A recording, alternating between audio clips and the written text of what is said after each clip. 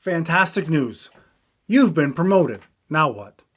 I remember the exact moment that question hit me. I had just wrapped up my first week running the baggage operations at the international airport. Big step up, more responsibility, a nice new title. I was sitting in my car after work, staring at the steering wheel, thinking, I probably should feel proud. So why do I feel like I'm about to screw this up? That night, I sat on my couch, Googling things like how to lead without being bossy, how to run a team without looking like an idiot. And my personal favorite, what do managers actually do? You see, nobody tells you this, but leadership, real leadership, doesn't just click the day you get the title. It comes later, sometimes much later. Usually after you screw up, reflect, and realize you've been falling into traps you didn't even know existed. Today, I want to show you 3 of the most common traps that I see. The exact ones that almost wrecked me early on. They're subtle. They feel logical, but they quietly drain your confidence, stall your growth, and cap your team's potential. And there's one trap in particular that feels smart while it's killing your momentum. We'll get to that in a second. First, let's just see if any of these are creeping into your leadership right now. Trap number 1, doing instead of delegating. This one's sneaky because it looks noble. You're helping, pitching in, staying late, make sure nothing slips. But really, you've become the overfunctioning safety net that keeps your team from learning how to fly. I learned this the hard way. We had a high stakes deadline, tight turnaround, big visibility. I didn't want to take the risk of it going off track, so I did 80% of the project by myself and I handed out the rest like they were table scraps. When it landed, it looked great. The boss praised me. But the next day, one of my team members pulled me aside and said, it's hard to feel like we're valuable when you're doing everything yourself. Oh, shit. That did not feel good.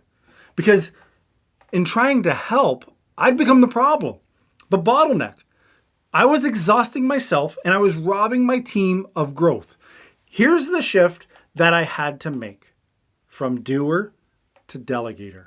From let me just do this real quick to let me build a team that can do it without me. You're not the top performer anymore.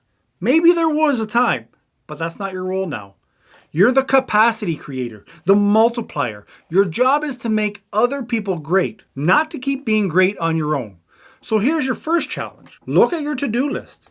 What's one task you're holding on to because it's just easier if you do it yourself? That task is your test, and delegation is how you pass it. Trap number 2 is controlling instead of coaching. Micromanagement does not feel like micromanagement from the inside.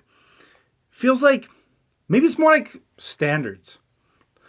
Like, if I don't review it, it might go wrong. So there's your standard. I had a team member once prep a deck for a big leadership meeting. He worked hard on it. Slides were, they were okay, but not how I would do them. So I stayed up the night before, redid every slide, and presented it myself. After the meeting, he sent me a 1-line email. If you're going to do it anyway, why did you ask me to do it? Fair. Looking back, I'd have been pissed at myself or the boss that I was. He was right. I wasn't correcting to empower. I was correcting to control. I had become the blocker, not the builder. Here's the shift from micromanager to mentor. The great leaders don't fix work. They build the worker. And that means asking better questions. What's your thinking behind this? What would you change if this were your project? What do you need from me to make this better? Yes, it's slower at first, for sure, but it compounds. Every time you resist the urge to just fix it, you build a team that thinks, solves, and improves on their own.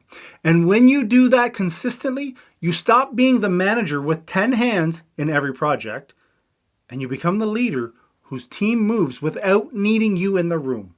Here's a mental twist for you. Coaching isn't what slows you down. is what eventually sets you free as a leader. And if you're hearing this and you're thinking, yep, that's me, Mike's got my number, there's a free resource I wish I had had in that exact moment. It's called the Leadership Quick Wins Checklist. It's tiny tweaks, yeah, but it's big impact. You can grab it in the link below. Now, trap number 3, decision paralysis. This one, it doesn't feel like a trap. It feels like maturity, feels like responsibility, like due diligence. But it's secretly one of the fastest ways to erode trust and stall momentum. I fell into it during my first staffing decision. I over-researched, asked everyone, built a spreadsheet that could land a rover on Mars. And still I hesitated. 2 weeks passed. One team member quit. Not because of my decision, because my lack of decision. Here's what I finally had to learn. I had to learn to go from approval seeker to decision maker. Your team doesn't need perfection. They need direction. We call it the 80% rule inside the manager's playbook. If you've got 80% of the information, make the call. Adjust it later. Silence creates anxiety. Hesitation creates doubt. Overanalysis, that kills momentum dead in its tracks. The next time you're stuck in a, what if I'm wrong? Ask instead, can we recover if I am? If the answer is yes, go for it. Now, let's pause for a second. Which of these traps are you falling into right now? Are you still clinging to control because you don't fully trust your team? Are you still rewriting work at 9 p.m. instead of helping them learn? Still waiting for 100% certainty while your team waits for a call? You're not alone. Every manager that I've coached has walked into at least one of these traps. But awareness is just the first step. Action is what changes everything. So here's your challenge. Delegate fully this week. Let them stretch. Let them surprise you. Coach instead of correct. Ask instead of edit.